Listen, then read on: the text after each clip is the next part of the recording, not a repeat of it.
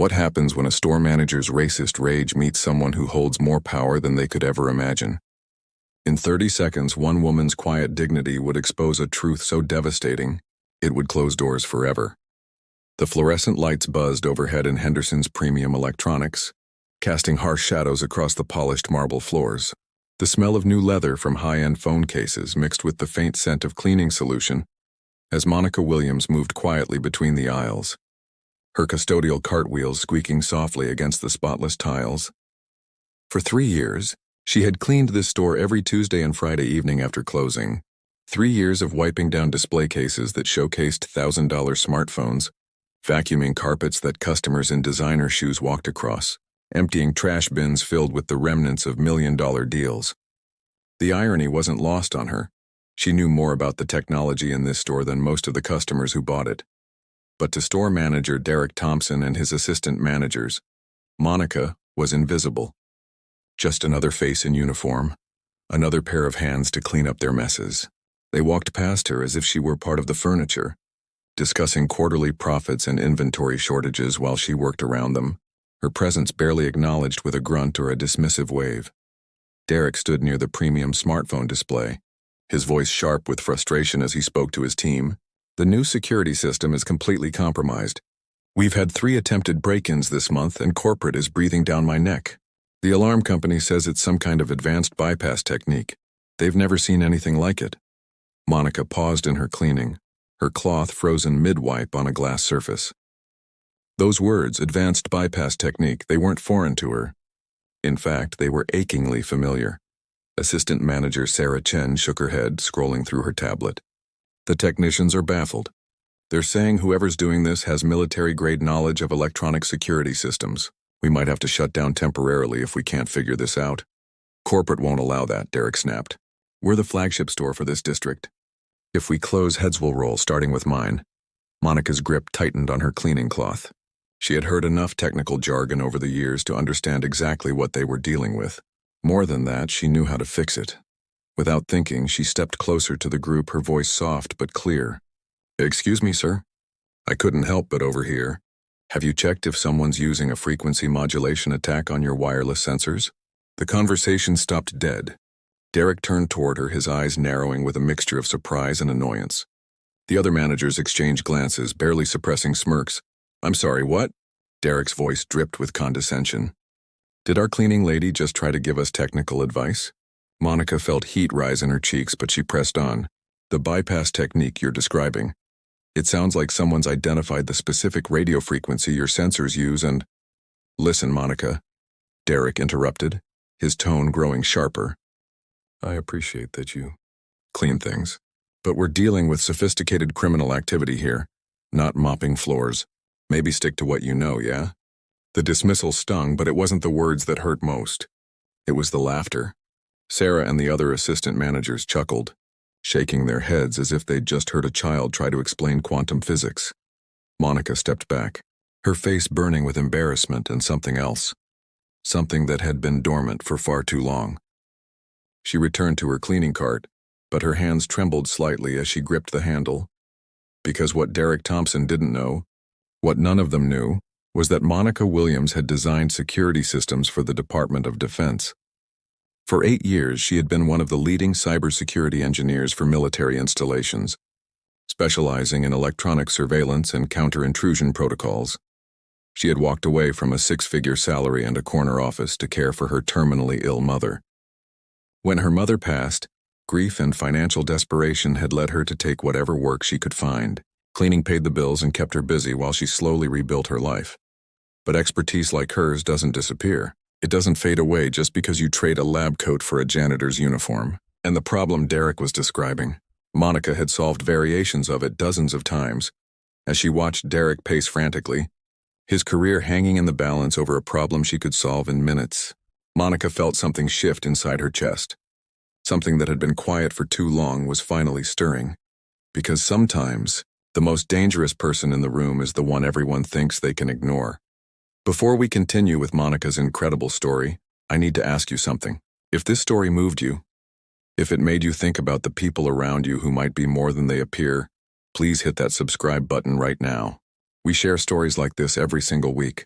Stories about ordinary people with extraordinary backgrounds who refuse to be invisible. And I want to know, on a scale of 0 to 10, how many times have you underestimated someone based on their job or appearance? Drop that number in the comments because this story is about to show us all why that's such a dangerous game to play. The notification bell is your best friend here. Trust me. You don't want to miss what happens when the most overlooked person in the room finally decides she's had enough of being overlooked. Now, back to Monica, because her story is just getting started. Monica Williams had worked at Henderson's Premium Electronics for exactly 3 years. 2 months and 16 days. Not that anyone had noticed the anniversary. She arrived every Tuesday and Friday at 8:30 p.m. sharp, 30 minutes after the store closed, to the public. Derek would barely glance up from his paperwork as she wheeled her cart through the back entrance, offering nothing more than a grunt of acknowledgement.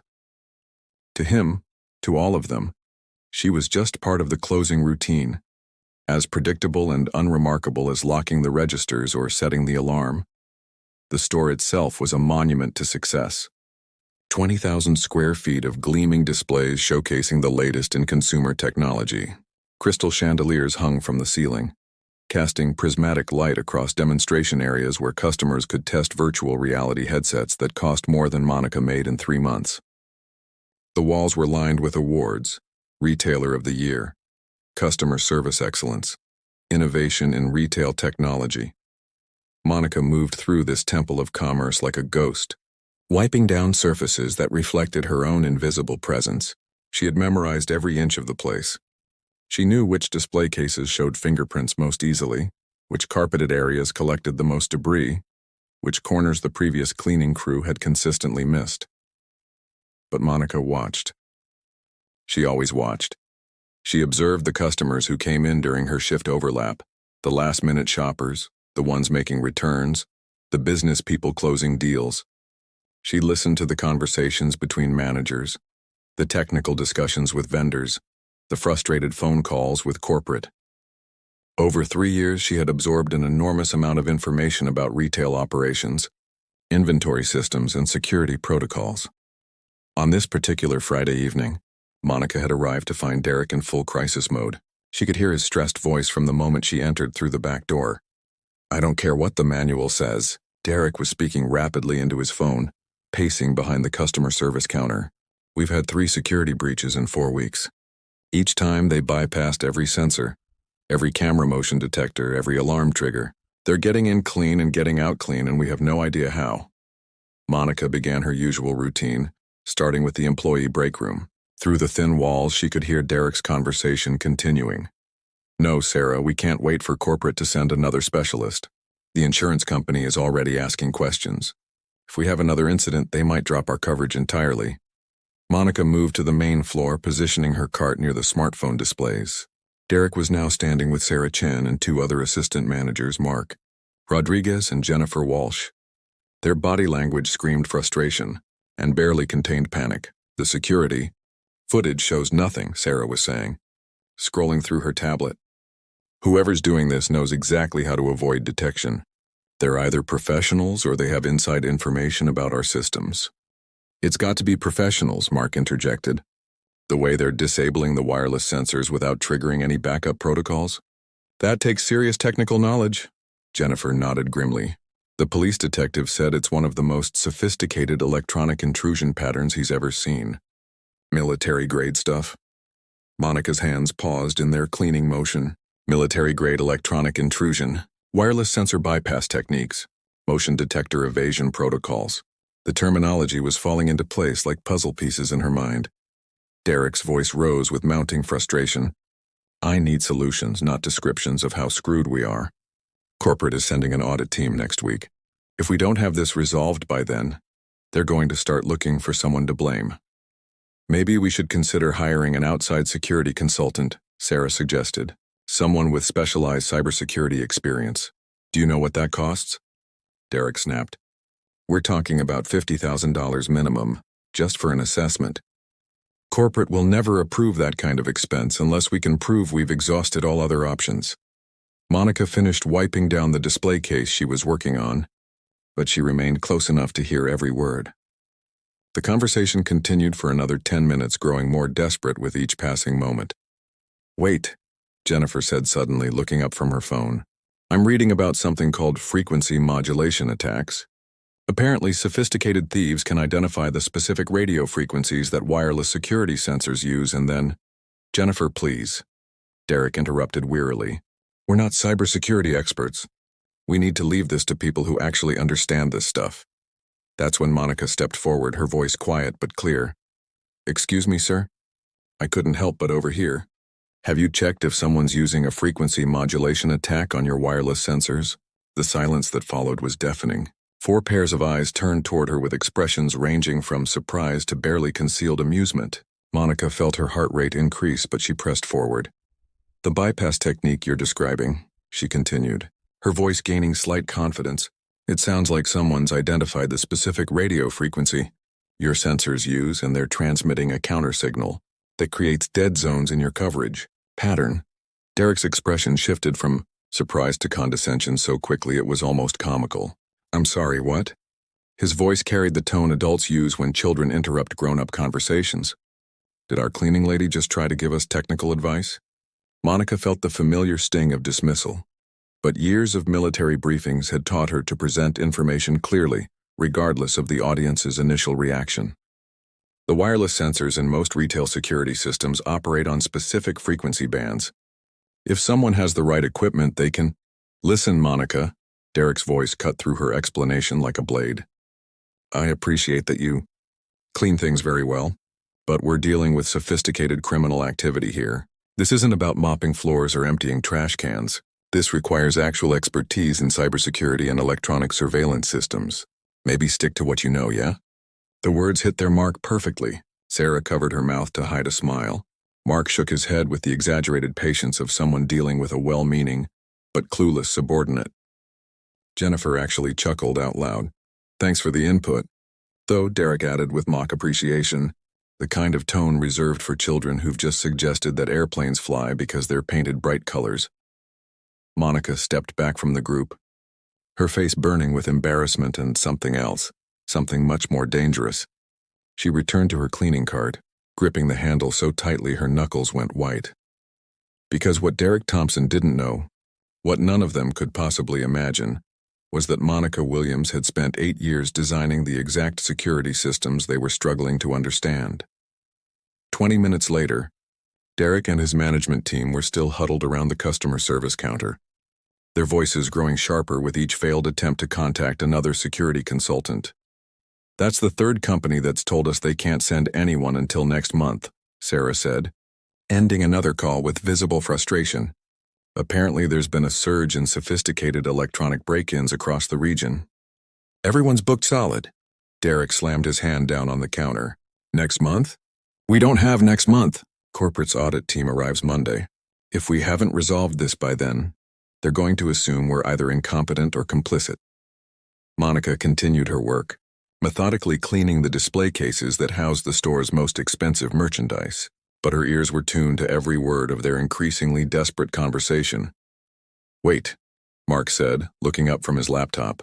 There's one more company I haven't called. Apex Security Solutions. They specialize in cybersecurity for retail environments. They're expensive, but how expensive? Derek interrupted. $75,000 for a comprehensive assessment and remediation package. The silence that followed was heavy with implications. Derek ran his hands through his hair, a gesture Monica had observed countless times during her 3 years of invisibility in this place.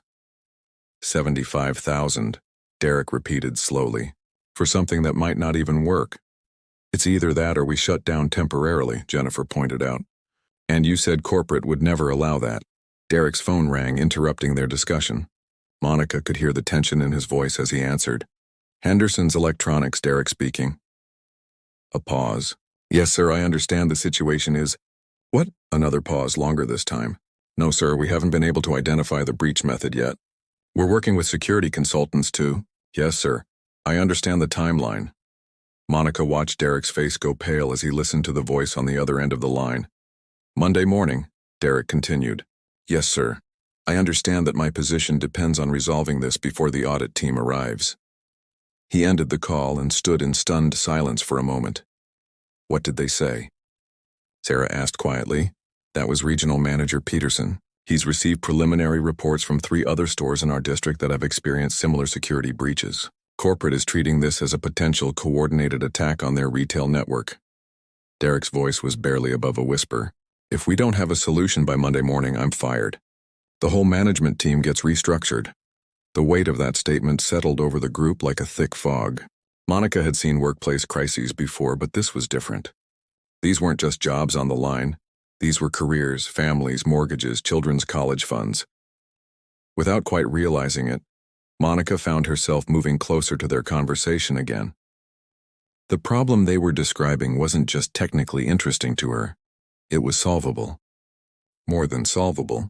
It was the kind of challenge she had tackled dozens of times during her years with the Department of Defense. "Excuse me," Monica said, her voice slightly stronger this time. "I'm sorry to interrupt again, but I think I might be able to help." Derek's head whipped around, his expression a mixture of desperation and incredulity. "Monica, we've been through this. This isn't—" "I know how they're getting in," Monica continued, speaking quickly before she lost her nerve. "The frequency modulation attack I mentioned earlier? It's not just theory. I've seen this exact pattern before. The 3 break-ins, no triggered alarms. Clean entry and exit. Someone's using a cascading frequency disruptor to create temporary dead zones in your sensor network." Mark laughed, but it was a hollow sound. "Monica, with all due respect, you clean offices for a living. This is advanced cybersecurity." "I understand why you think that," Monica replied, her voice steady despite the heat rising in her cheeks.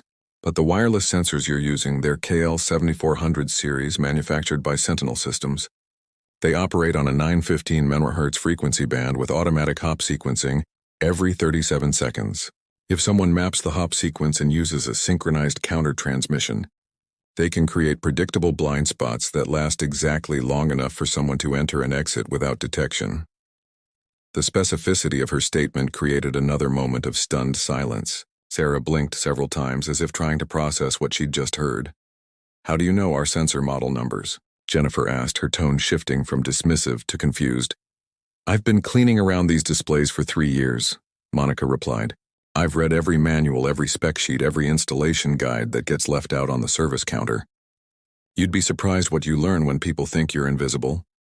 Derek's expression hardened. "Okay, fine. Let's say you somehow know about our security equipment. That doesn't mean you understand how to fix a sophisticated electronic intrusion." Monica felt something snap inside her chest, a thread that had been holding back years of accumulated frustration and dismissed expertise. "The fix is actually straightforward," she said, her voice carrying a new edge. "You need to randomize the hop sequence intervals and introduce frequency variance within each transmission window. That makes it impossible for an external device to predict and counter-transmit effectively. That's—" Mark started to respond, then stopped, looking confused. "That actually sounds like it might—" "It sounds like technical gibberish," Derek interrupted sharply. "Monica, I appreciate that you're trying to help, but this conversation is getting ridiculous. We're dealing with a crisis that requires actual professional expertise, not someone who's memorized some technical manuals while emptying trash cans." The dismissal was brutal in its casual cruelty, but it was Sarah's reaction that pushed Monica over the edge. Sarah actually giggled, a quick involuntary sound that she tried to cover with her hand, but not quickly enough. "I'm sorry," Sarah said, still fighting back laughter. "It's just, this is like asking our parking lot attendant to perform brain surgery." The comparison hit Monica like a physical blow. Brain surgery? As if the work she was suggesting was impossibly complex rather than embarrassingly simple, at least for someone with her background. Monica looked around the circle of faces, Derek's irritated impatience, Sarah's barely contained amusement, Mark's condescending tolerance, Jennifer's uncomfortable but obvious agreement with the group dynamics. She saw herself reflected in their eyes, the cleaning woman who had forgotten her place, who had dared to speak up in a conversation among her intellectual superiors. "You're right," Monica said quietly, stepping back from the group. "I apologize for interrupting. I'll just finish my work." She turned back to her cleaning cart, her face burning with humiliation.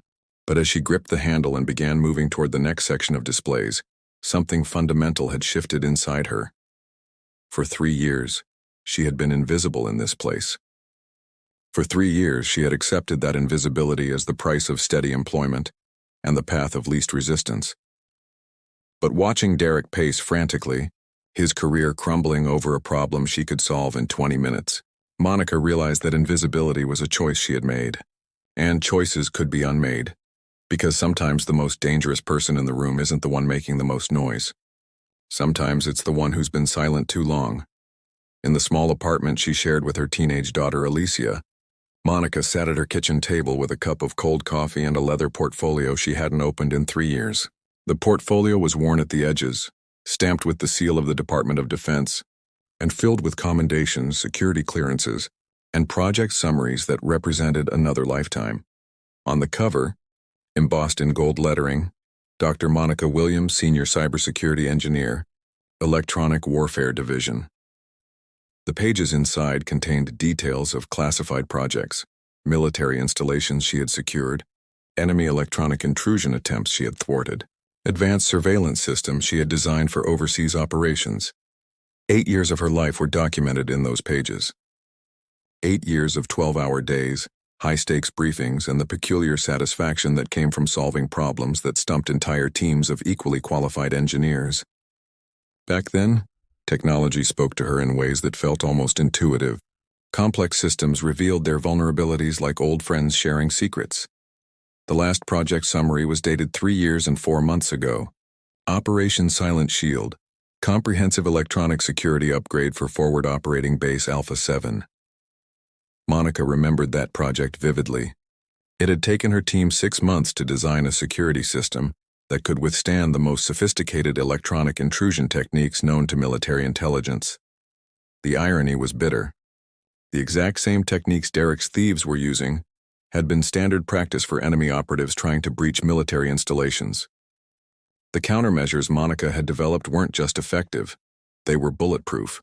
But 3 years and 4 months ago, Monica's mother had been diagnosed with late-stage pancreatic cancer. Maria Williams had raised Monica alone, working double shifts as a hospital custodian to pay for her daughter's engineering degree.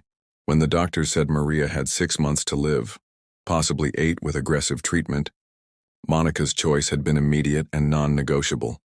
She had walked away from her corner office at the Pentagon, from a salary that put her in the top 5% of earners nationally, from colleagues who respected her expertise and a career trajectory that would have led to senior positions in either government or private industry.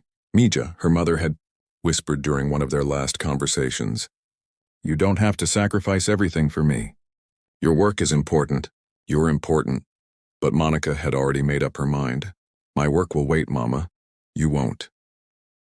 For 8 months, Monica had been her mother's full-time caregiver. She learned about insurance forms and medical billing, about morphine schedules and hospice protocols. She held her mother's hand through chemotherapy sessions and sat beside her bed during the long nights when pain made sleep impossible. When Maria Williams passed away on a Tuesday morning in March, Monica felt like she had lost not just her mother, but her anchor to the world. Grief consumed her savings account, her professional network, and eventually her clearance status.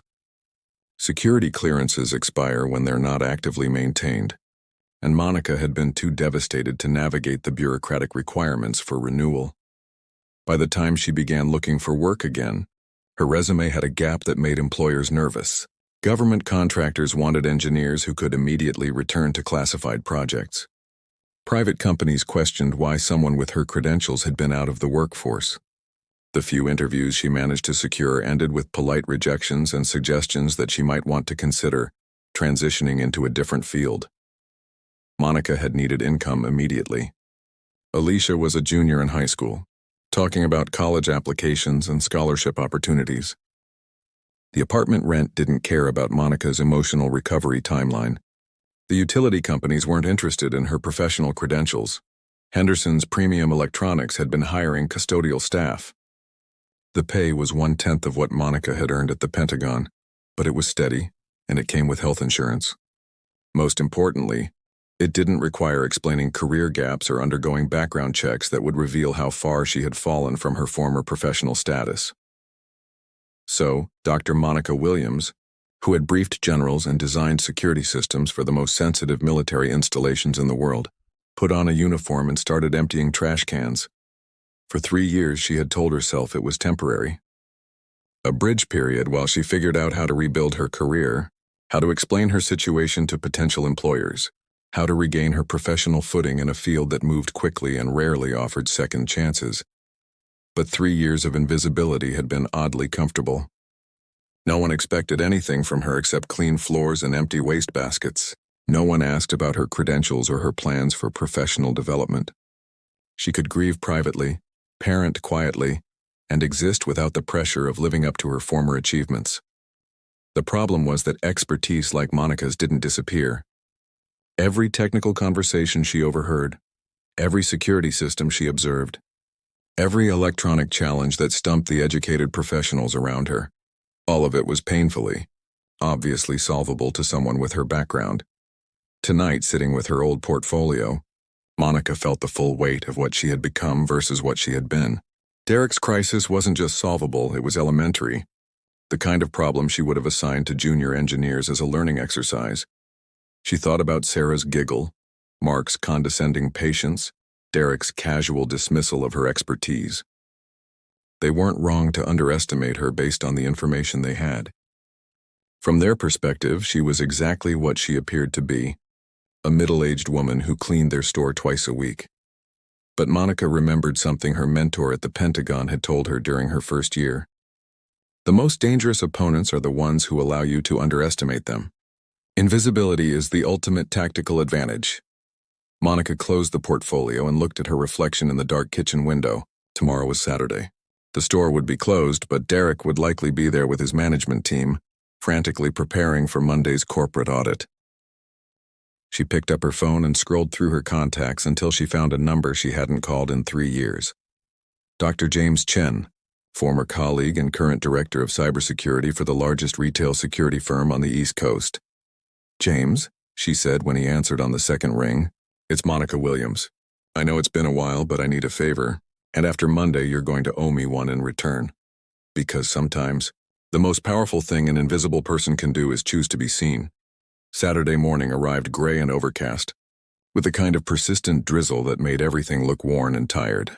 Monica parked her 12-year-old Honda in the Henderson's premium electronics employee parking lot at 6:30 a.m., 90 minutes before the store officially opened. She wasn't scheduled to work today, but Derek's management team would be here, she knew, preparing for Monday's corporate audit with the desperate energy of people whose careers hung in the balance. Monica entered through the employee entrance using her custodial access code, pushing a cart that looked identical to her usual cleaning supplies but contained equipment she had borrowed from her old life, equipment that most people would never recognize as anything more than electronic testing devices. The store was quiet, except for voices coming from the main floor. She could hear Derek's strained tone, Sarah's worried questions, and the unmistakable sound of people trying to solve a problem they didn't fully understand. Instead of announcing her presence, Monica moved systematically through the store's perimeter, using a device that looked like a standard voltage meter, but was actually a sophisticated frequency analyzer. She mapped the wireless sensor network with the methodical precision of someone who had performed similar assessments on military installations, where lives depended on accuracy. The security system was exactly what she had suspected: standard retail-grade equipment, competently installed but vulnerable to anyone with advanced knowledge of electronic warfare techniques. The thieves hadn't been particularly sophisticated, they had simply been operating several levels above the defensive capabilities of a commercial security system. Monica spent 45 minutes documenting the network architecture, identifying transmission patterns, and confirming her initial diagnosis. The solution was embarrassingly simple, requiring nothing more than a firmware update and some basic parameter adjustments that any qualified technician could implement in under an hour. But the elegance of the solution wasn't the point. The point was that Monica Williams, invisible custodial worker, was about to solve a problem that had stumped security consultants, corporate executives, and local police detectives. She made her way to the main floor, where Derek's team was huddled around a laptop, looking at what appeared to be incident reports and security footage. "Derek," Monica said quietly, stepping into their circle, "I think I found your problem." The response was immediate and predictable. Derek looked up with barely concealed irritation, his face showing the kind of strained patience reserved for persistent interruptions during a crisis. Monica, what are you doing here? The store doesn't open for another hour and you're not scheduled to work today. I know, Monica replied, setting her equipment case on the customer service counter. But I spent some time thinking about our conversation yesterday, and I realized there might be a way to help. Sarah exchanged a glance with Jennifer, both women clearly wondering how to handle their custodial worker's well-meaning but misguided attempt to involve herself in their professional crisis. Monica, Sarah said gently, we appreciate your concern, but we've been working with security professionals all morning. This really isn't something that the thieves are using a synchronized frequency disruptor, Monica interrupted, her voice carrying a quiet authority that hadn't been there during yesterday's conversation. They've mapped your sensor network's hop sequence and they're using coordinated counter-transmissions to create temporary blind spots. Each intrusion follows the same pattern because they're exploiting the same predictable vulnerability in your KL7400 series sensors. The specificity of her statement created a moment of stunned silence. Mark looked up from his laptop, his expression shifting from dismissive to confused. How do you know about hop sequences? He asked. Monica opened her equipment case, revealing devices that clearly weren't standard cleaning supplies. Because I've been analyzing your system for the past hour. Your wireless sensors operate on 915 MHz with 37-second interval hopping. But the randomization algorithm is based on a standard commercial protocol that's been compromised for years. Military intelligence identified this vulnerability in 2018. Military intelligence? Derek repeated, his tone suggesting he thought Monica might be having some kind of breakdown. The solution requires 3 steps, Monica continued, ignoring his tone. First, you update the firmware on each sensor to enable extended randomization protocols. Second, you adjust the frequency variance parameters to introduce unpredictable transmission windows. Third, you implement what's called a honeypot sensor that broadcasts false hop sequences to confuse any external monitoring equipment. Jennifer was staring at Monica as if she had begun speaking in a foreign language. Monica, where are you getting this information? From 8 years of designing security systems for the Department of Defense, Monica replied quietly. I was senior cybersecurity engineer for the Electronic Warfare Division before I started working here. The silence that followed was different from yesterday's dismissive pause. This was the silence of people trying to process information that didn't fit their established understanding of reality. You're saying you used to work for the Pentagon? Sarah asked slowly. Monica reached into her case and pulled out her old portfolio, setting it on the counter next to her equipment.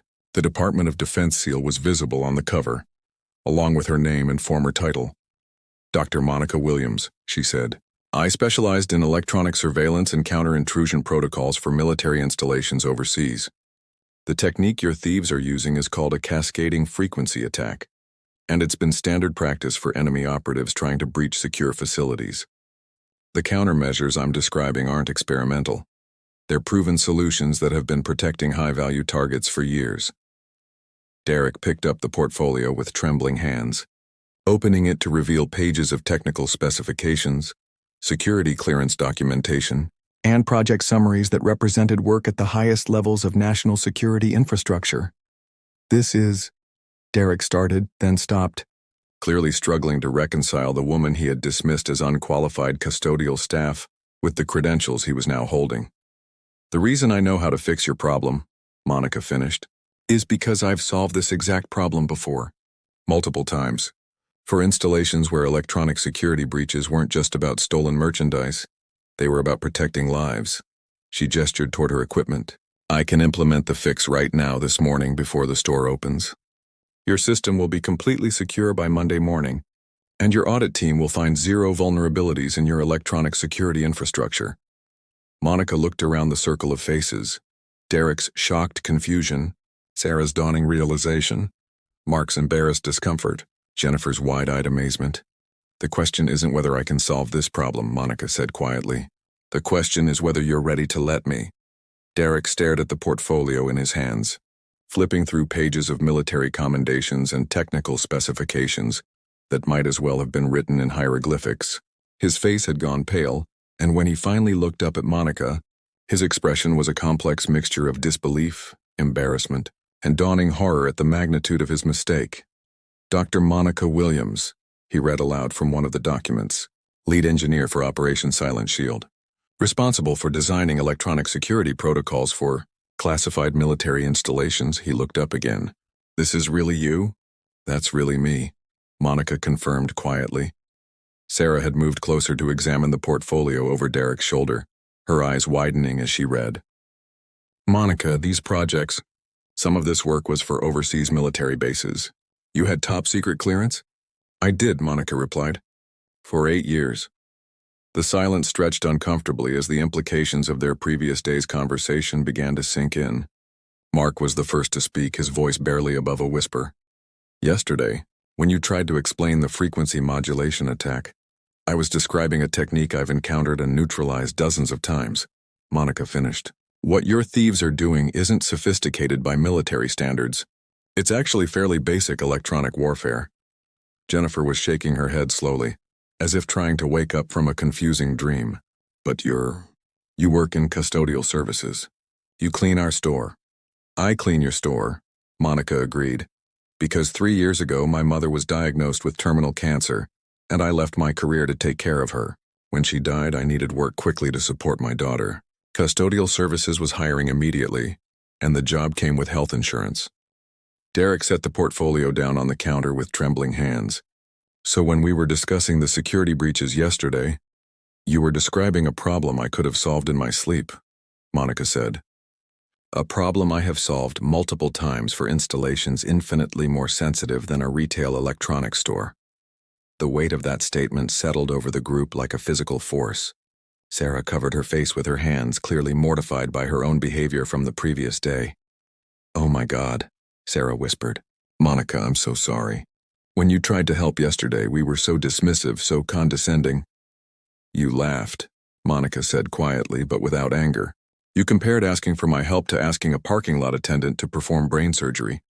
Sarah's face flushed deep red. "I said that.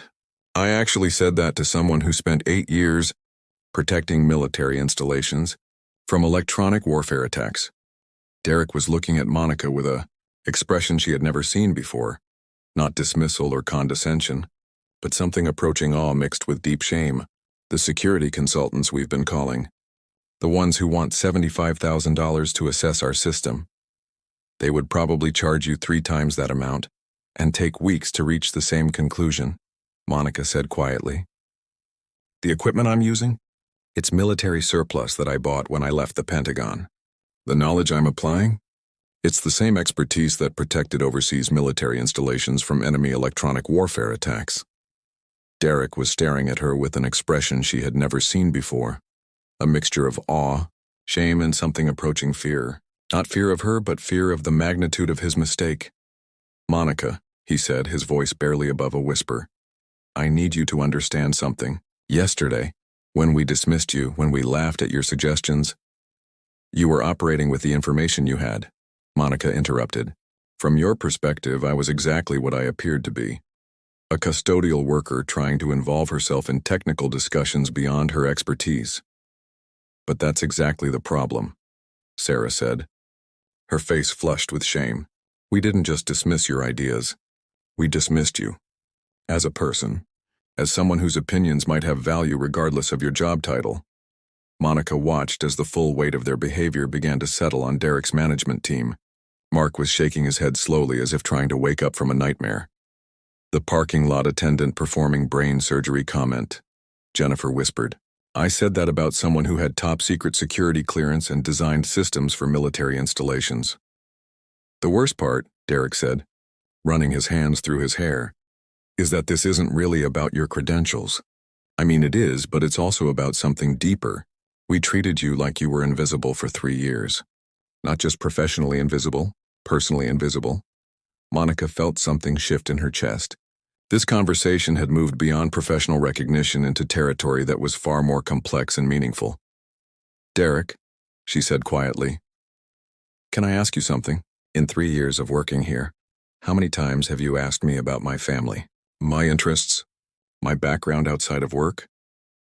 Derek's face went pale. I don't think I ever have, Sarah." Monica turned to the assistant manager. Jennifer, Mark. In 3 years, how many times have any of you treated me like a whole person instead of just a function? The silence that followed was deafening. Monica could see the realization spreading across their faces, the understanding that their dismissal of her expertise yesterday was just the visible symptom of 3 years of casual dehumanization. My daughter Alicia is 17, Monica continued. She's applying to engineering colleges.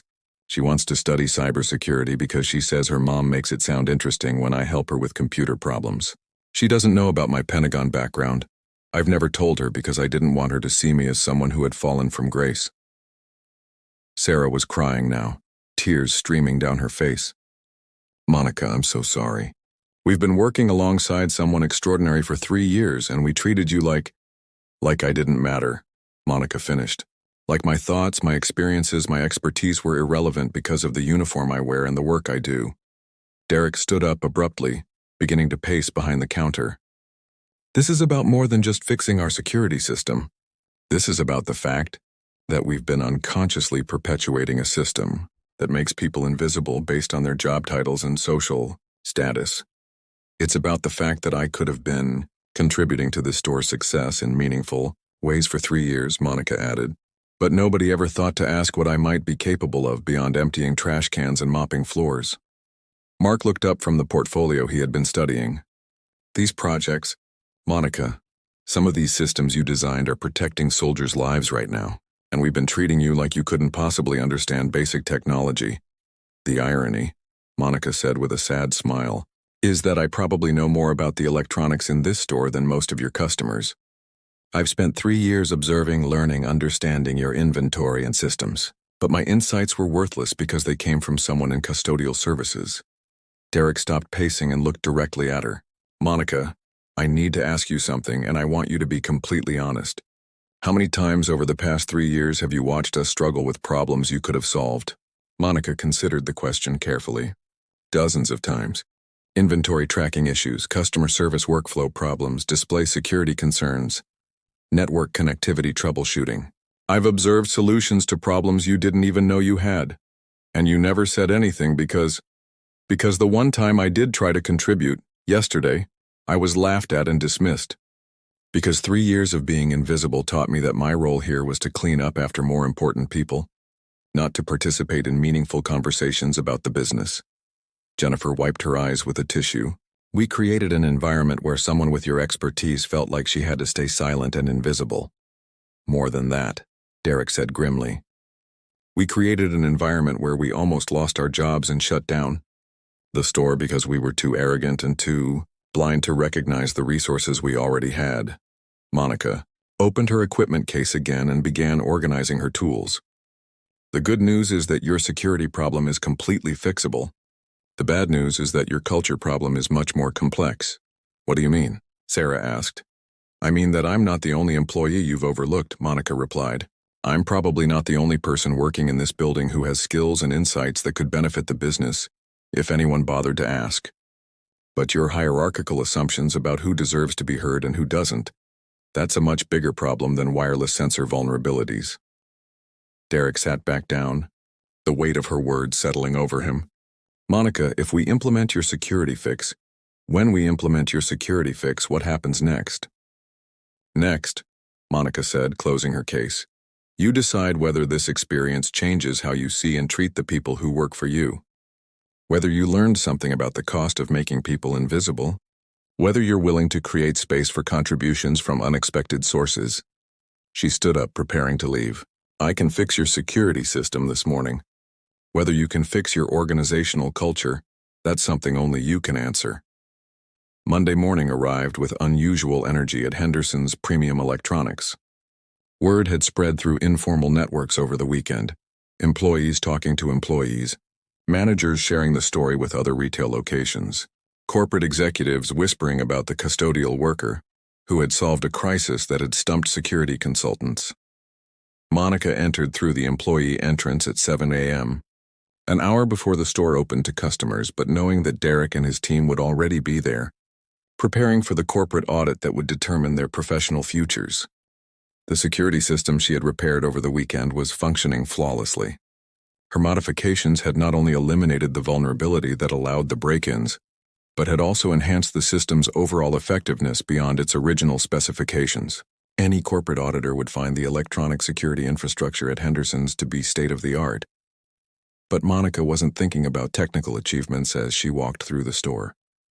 She was thinking about Alicia, who had stayed up late Sunday night asking questions about her mother's past, about the Pentagon, about why someone with advanced degrees was working in custodial services. "Mom," Alicia had said, "you've been hiding who you are. From me, from them, from yourself."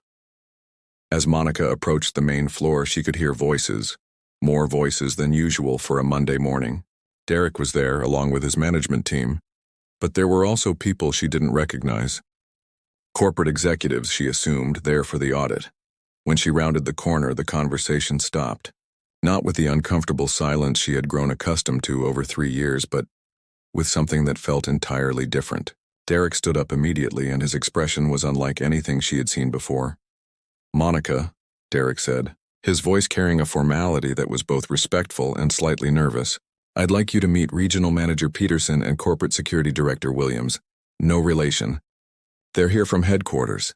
The corporate executives turned toward her, and Monica realized that they were looking at her, really looking at her, as if she were someone important. Peterson, a woman in her 50s with silver hair and sharp business attire, stepped forward with an extended hand. "Dr. Williams," Peterson said, "I've heard quite a bit about you this morning. Your solution to our security crisis has impressed some very senior people at corporate headquarters." Monica shook her hand, still adjusting to being addressed by her professional title in this environment. "I'm glad I could help solve the problem." Security Director Williams, a tall man with graying temples, was examining a tablet that Monica recognized as containing technical specifications. "Dr. Williams, I've been reviewing your modifications to our sensor network. The elegance of your solution is remarkable, but I'm equally impressed by the additional enhancements you implemented. You've essentially upgraded our entire system beyond original specifications." "The military approach to security is comprehensive," Monica replied. "When you're protecting high-value assets, you don't just fix vulnerabilities. You anticipate future threats and build defenses accordingly." Derek stepped closer to the conversation. "Monica, I've spent the weekend thinking about our discussion on Saturday, about organizational culture, about overlooked resources, about the cost of making people invisible." Peterson looked intrigued. Derek mentioned that this situation has raised some important questions about how we identify and utilize talent within our organization. Diker felt the weight of multiple conversations happening simultaneously. The corporate executives were clearly interested in her technical expertise, but Derek seemed to be pushing for a broader discussion about workplace dynamics and employee recognition.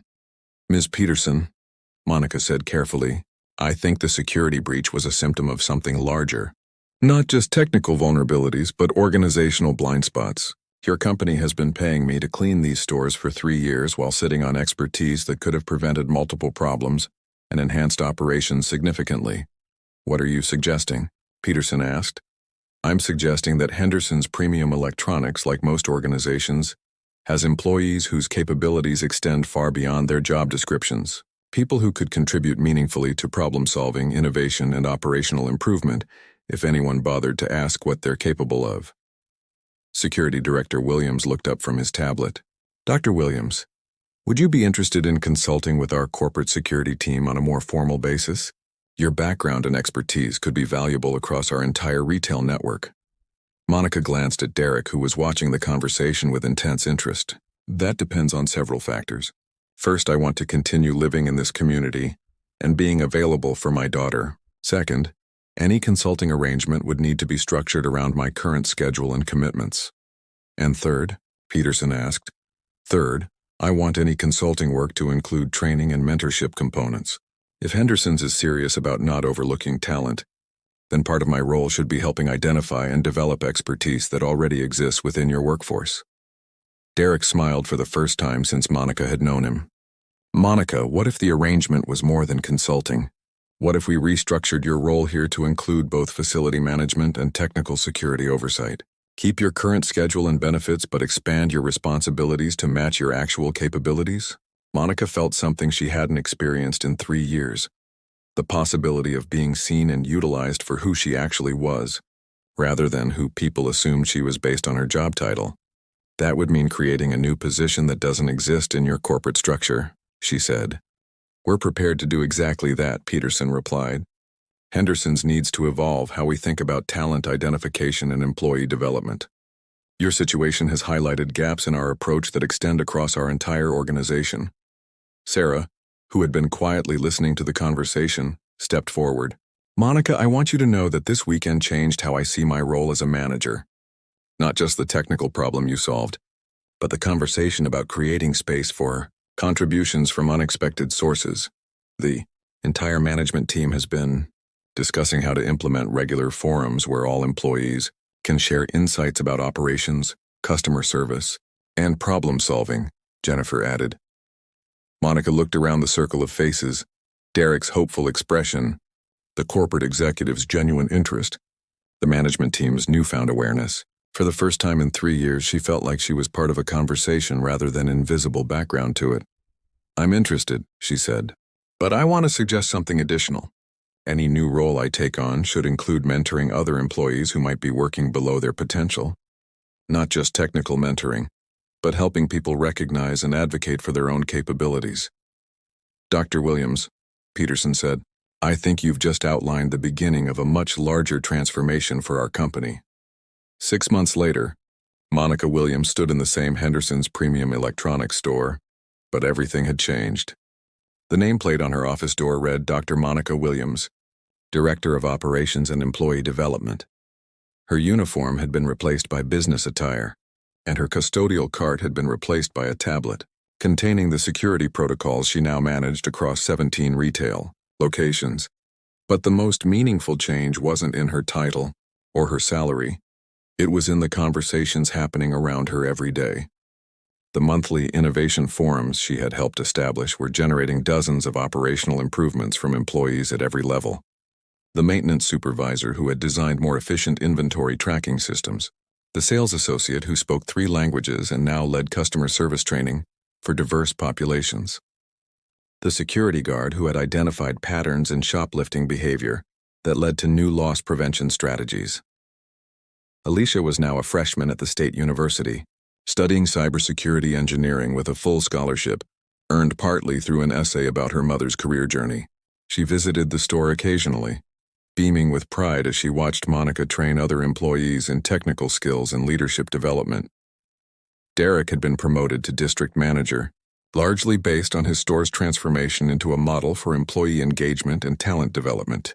But more importantly, he had become someone who asked questions, who listened to answers regardless of their source, and who created space for people to contribute beyond their job descriptions. On this particular afternoon, Monica was working with Maria, a young woman from the janitorial staff who had mentioned an interest in electronics. Maria was learning about circuit design, asking questions that demonstrated both curiosity and natural aptitude. Dr. Williams, Maria asked, how did you know that you wanted to work with security systems? Monica smiled, remembering her own journey from invisible custodial worker to recognized expert. I think the work found me, Maria, but the more important question is, what kind of problems do you want to solve? Because once you identify that, everything else becomes a matter of developing the skills and finding opportunities to apply them. As Maria bent over a circuit board, concentrating intensely on a connection she was making, Monica thought about the ripple effects of visibility, how one person being seen and valued had created space for others to step forward, how questioning assumptions about who deserves to be heard had transformed not just individual careers, but an entire organizational culture. Sometimes the most powerful thing you can do is refuse to remain invisible. Sometimes the most important question you can ask is, who else are we overlooking? And sometimes the greatest act of leadership is creating space for other people to surprise you with their capabilities. Because everyone deserves to be seen for who they really are.